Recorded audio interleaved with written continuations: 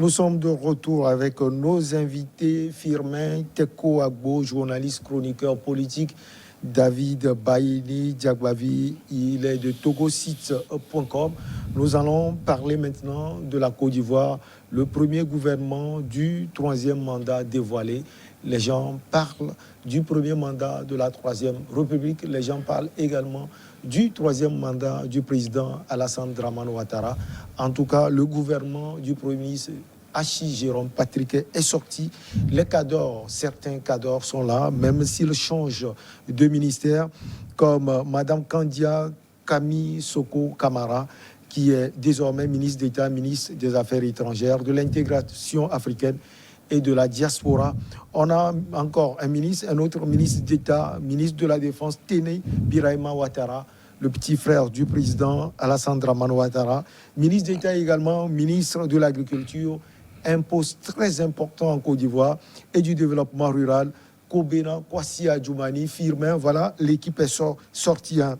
On ne peut pas donner tous les noms, mais à chaque fois, je peux faire sortir des noms, comme la ministre de la fonction publique et de la modernisation de l'administration, Madame Anne-Marie Oloto. Ouattara, on attendait ce gouvernement. Moi, il y a deux noms que je garde fondamentalement dans cette nouvelle équipe, c'est le ministre de la Défense. Je sais que vous allez en parler. Et le Premier ministre, le Premier ministre Patrick Hachi, le ministre de la Défense, qui est, les gens l'appellent photocopie, mais c'est le petit frère de sa ressemblance. Alassane Ouattara, où des gens même parlent de son fils. Les gens disent que c'est son fils. Il l'appelle aussi Fiole. Fiole, pour faire référence au poison. C'est les Ivoiriens qui l'appellent comme ça. Ils sont terribles, les Ivoiriens. Ils sont terribles, les Ivoiriens. Moi, quand je vois déjà ça, en réalité, quand je vois déjà, je dis Ouattara prépare déjà l'après-Ouattara. Ça fait déjà peur pour moi. Pour moi, ça veut dire simplement que Ouattara n'est pas encore prêt à laisser le pouvoir. C'est-à-dire, laisser le pouvoir, c'est juste dire, je suis fatigué, je vous remets tout. C'est comme peut-être un président simple qui le ferait, qui dit, moi, je suis fatigué du pouvoir, donc je vous laisse le pouvoir, j'ai perdu. Donc, après ce mandat-là, les anciens présidents ou la nouvelle génération, je vous remets le pouvoir. Celui qui conseille le pouvoir et son avenir, moi je m'en fous, je m'en fous. Donc je vous remets la Côte d'Ivoire. Mais lui, ce que je vois tout de suite, c'est que cet homme-là, ce monsieur, il prépare l'après-Ouattara. Et quel est l'indicateur là? Non, c'est son fils. Son fils, c'est-à-dire sa photocopie. En tout cas, on sait que c'est son frère. Oui, oui. Officiellement, son fils. Officiellement, c'est son frère. Mais les Ivoiriens l'appellent... Moi, je pense qu'il a deux fils. Il a un garçon et puis une fille reconnue officiellement. Oui, officiellement, vous avez bien dit. C'est toi qui as signé les actes de naissance. Téné Ouattara, on sait que Ouattara se dit c'est lui qui va me succéder, quoi. Là, ça fait déjà, ça clive au fait. Ça clive, même si Ouattara aujourd'hui appelle à un dialogue.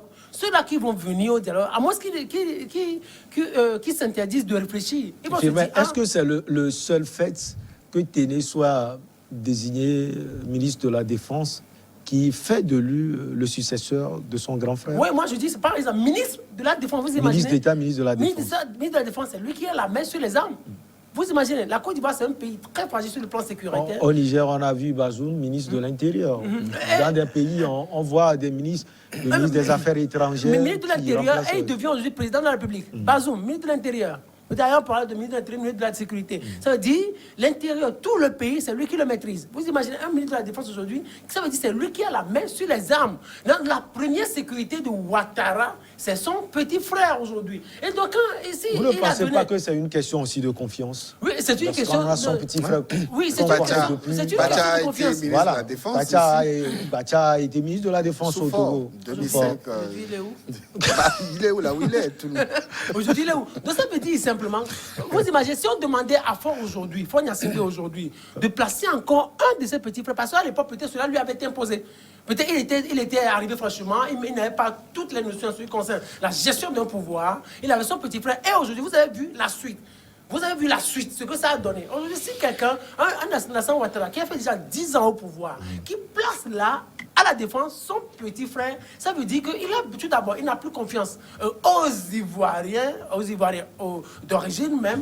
Et aujourd'hui, il se prépare son avenir parce que c'est quelqu'un qui a peur. Ce que les Ivoiriens ne doivent pas oublier, c'est Ouattara, c'est quelqu'un qui a peur. Il a peur de quoi? Il a peur de son après, c'est-à-dire ce qu'il a fait subir à Gbagbo, à Guillaume Soro, à Blé Goudé, et se dit, si je ne prépare pas mon avenir en toute sûreté, en toute sécurité, ensuite, moi, peut-être à mon âge, quand j'aurai plus de 80 ans, on va m'envoyer aussi à la CPI, celui-là qui sera encore président. Donc, la meilleure des choses, c'est de se dire, sécuriser son avenir. Si je ne suis plus au pouvoir, peut-être mon frère ou un autre homme de confiance prendra les rênes de ce pouvoir. Et là, moi, je dis, ça clive dans la mesure où, au prochain dialogue, s'il arrive à initier un certain dialogue ou un semblant de dialogue, les gens doivent se dire déjà que cet homme-là, quoi qu'on lui dira, il a déjà un plan en tête. Et Ouattara a un plan en tête, ça ne facilite pas la réconciliation prochaine en Côte d'Ivoire. En tout cas, David, au ministère de l'Intérieur, il y a le général Vagondo Diomandé, lui n'est pas le petit frère de Ouattara. Hein.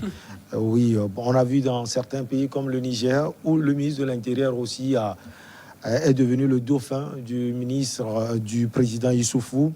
Au niveau des eaux et forêts, nous avons Alain Richard Donwayi, c'est un proche d'Alassane Ouattara également, ministre du Plan et du Développement, Nialé Kaba, et puis ministre des Transports, Amadou Kouri. Oui, il faut reconnaître d'abord que la nouvelle nomenclature gouvernementale ivoirienne telle que proposée par Ouattara répond à un besoin de garantir sa présidence et son troisième mandat. Les péripéties et les soubresauts qui ont suivi sa candidature pour le troisième mandat, les décès des deux premiers ministres et le clivage qui s'est installé au sein même de sa propre formation politique ont amené le président Ouattara à asseoir un gouvernement sur des fidèles qui peuvent porter son programme présidentiel et qui peuvent lui garantir une sorte de sécurité pendant les 5 prochaines années.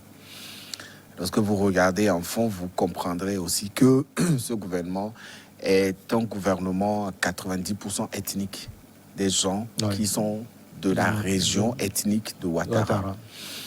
Les noms, les prénoms que vous entendrez sont tous musulmans.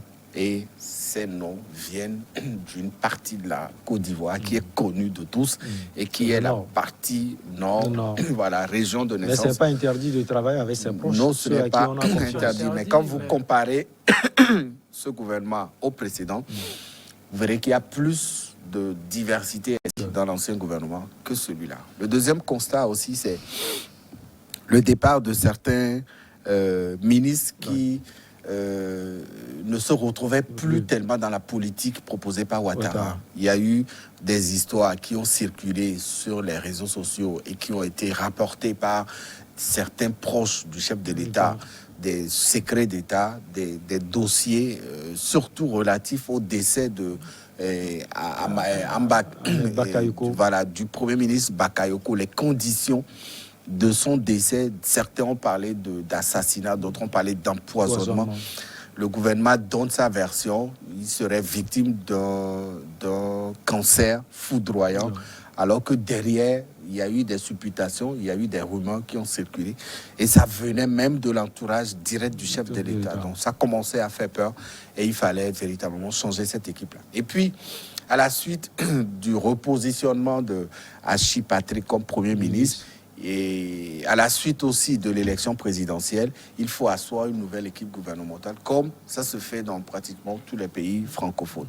C'est ce qui répond à ce besoin-là. Sauf que beaucoup d'Ivoiriens ont senti très vite dans la composition de cette nouvelle équipe que Ouattara a mis en place une équipe des ministres qui sont proches de lui, des personnes sur qui il peut compter à tout moment et qui peuvent lui assurer une sorte de garantie pour les 5 ans au cours desquels il va diriger encore la Côte d'Ivoire. Et aussi, pour les Ivoiriens, c'est une sorte de règlement de compte à certains ministres qui refusent de suivre la ligne politique de Ouattara. Les anciens qui étaient restés encore membres du RDL, l'ancienne formation politique de Ouattara, ceux qui ont accepté de rentrer dans le RHDP, mais qui ne s'exécute pas totalement sur le plan politique. Et donc tout ça a fait que il a dû positionner certains ministres sur qui il peut compter. Et aussi le positionnement de son jeune frère, Tiéné Ouattara. Comme Firmin l'a dit. Voilà, comme ministre de la Défense. Cette nomination n'a pas plu à beaucoup d'Ivoiriens. Certains pensent qu'il est en train de préparer son jeune frère pour lui succéder. C'est ce à quoi pensent les Ivoiriens par rapport à cette nomination de Tiéné Ouattara. Néanmoins, la nomination de cet homme dans le gouvernement de Côte d'Ivoire continue toujours pas faire grincer les dents parce que celui sur qui le choix est porté n'est connu des Ivoiriens. Il ne maîtrise aucun dossier. Il aurait été positionné pour peut-être assurer le dauphinat de Ouattara. Et donc, ça commence à faire grincer. Même au sein de l'armée ivoirienne, il y a des remous qui sont parvenus aux oreilles de Ouattara, avec l'espoir que cette équipe gouvernementale va faire la mission pour laquelle il a été mis en place. Les Ivoiriens demeurent aujourd'hui autour d'une question qui leur est très importante, c'est celle relative à la réconciliation et au retour des anciens présidents et des exilés qui sont partis ou qui sont exilés à l'étranger. Et donc cette question de la réconciliation leur tient à cœur, avec l'espoir que Ouattara trouvera la formule pour amener les Ivoiriens autour de cette réconciliation. Un poste également important, ministre de l'économie et des finances, Adama Coulibaly, ministre de la construction et du logement, de l'urbanisme, Bruno Bagné-Koné, ministre du budget et du portefeuille de l'État, Moussa Sanogo. Nous avons au ministère de l'hydraulique Laurent Tchagba, qui est un ancien de l'UDPCI, le parti de Mabri Touakeuse, ministre de l'équipement et de l'entretien routier Amédée Kofi Kouakou, ministre de l'éducation nationale et de l'alphabétisation, Mariatou Kone, qui prend donc la place de Madame Camara. Et puis, ministre de la Réconciliation et de la Cohésion nationale, il est toujours là, Bertin Kouadio Kona Dikakabe. La question que je me pose, est-ce que Bertin Kouadio va réussir à réconcilier les Ivoiriens? Vous imaginez, David a soulevé quelque chose d'important tout à l'heure, c'est-à-dire la plupart des noms sont en consonance musulmane, c'est-à-dire beaucoup plus proche de Ouattara. Bien sûr, ça fait penser à quelque chose. Ça veut dire qu'avec ce qui s'est passé avec Ambak, Ouattara se dit il faut que je me recroqueville sur moi-même. Ça veut dire la version officielle qu'on donne de la raison du décès de Ambak, Ahmed Bakayoko, peut-être ne serait pas trop fondée. C'est comme il y aura quelque chose qui s'est vraiment passé et qu'on ne veut pas me dévoiler. Alors on peut l'appeler secret d'État. Personne n'est contre ça. Donc, mais ça, tout ça, là, le gouvernement le trahit. Le gouvernement, là, trahit Ouattara, trahit en réalité ce qui se passe en Côte d'Ivoire. Fondamentalement, ça montre que la Côte d'Ivoire est assise sur une sécurité très fragile et que les Ivoiriens doivent extrêmement faire attention. Les Ivoiriens doivent extrêmement faire attention. Les Ivoiriens doivent maintenant avoir un discours beaucoup plus conciliant, un discours beaucoup plus apaisé. Et l'actuel ministre de la Réconciliation, Kakabe, a beaucoup à faire dans cette aventure. Il a beaucoup à faire. C'est lui qui, en réalité, qui doit être au devant du retour de Blé Goudé, du retour de Gbagbo, et aussi peut-être d'un certain Soro qui parle beaucoup.